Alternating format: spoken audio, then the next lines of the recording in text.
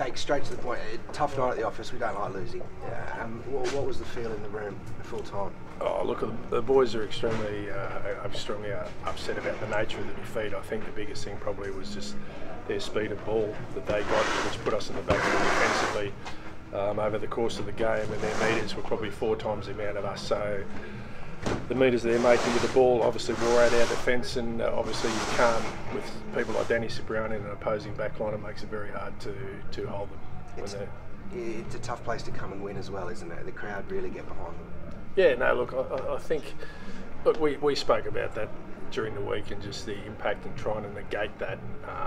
But as I say, like, I think with the amount of ball that they had, and probably they were far more clinical than we were. We turned the ball over too often and gave away too many soft penalties, which allowed them to build, particularly in those areas in the first half, which built a platform for them, which we didn't actually get. Not to be cliche, but you've got to take positives from every game, win or lose. And tonight, for you in particular, with the line out, I thought there was some things we probably haven't seen this season. A little bit, I guess, more fluid.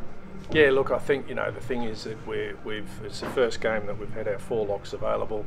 You know, the 3 locks, Fitzgerald, Kitchener and Spencer, are available 31% the first 8 games, as in the 6 Prem games and the 2 European games, which puts a lot of pressure on those other guys, and doing a terrific job, but week in, week out, you need people to back up. So it's the first week we've had those 4 guys available, and it made a difference to us.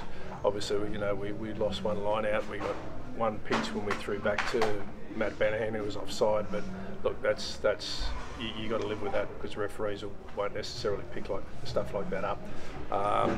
We mauled well. When we spoke about, you know, tactically how we were going to take them on, and we stuck to our plan. So yeah, there was some good out of it. But as I say, if you give a team like Gloucester at home that much ball, you put Danny Cipriani on the front foot for 80 minutes of the game, then you're going to be pretty lucky to stop them. You've been around the game long enough to know as well that guys like Ben Bright, George Worth, Jake Kerr, Kundo, they learn a lot from games like this, away and losing in that circumstance. Oh, massively. If you look at our back line, and I think as a club currently we've got 14 internationals not available when you include your Matt Tates and people like that. So, you know, the guys in the back line, they haven't played a hell of a lot together, so the cohesion's always going to be challenged. The simple things, getting you on the front foot's going to be challenged, and your decision making's going to be challenged. So that's something you've got to absorb. And tonight, when you come up against a team like Gloucester, who are just on the front foot with their attack and capitalising, you know, on their speed of ball, it makes it really hard. Finally, on to Saracens Sunday afternoon at Welford Road. The winning is the only thing we can come away with. Yeah, 100%. Look, I think that I spoke about that with the forwards at the end of the game, just the importance of the next 2 rounds, and obviously we've got to take the positives out of today, work on the negatives, and make sure that we don't carry them into next week. And just be brutally honest with what we're doing. Thanks, mate.